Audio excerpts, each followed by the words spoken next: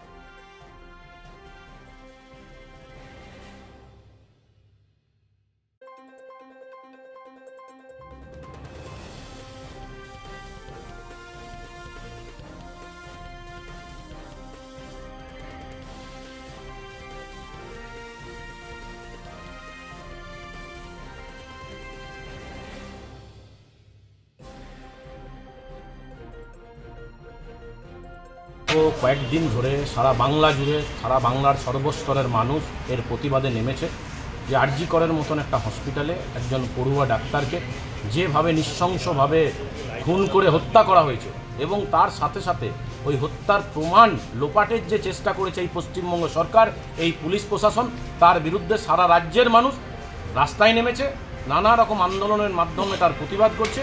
আজকেও সেরকমই একটা ভারতীয় জনতা পার্টির কর্মসূচি নেওয়া হয়েছে সমস্ত পশ্চিমবঙ্গের সমস্ত থানাতে। থানা ঘেরাওয়ের মাধ্যমে আমরা এর প্রতিবাদ করছি।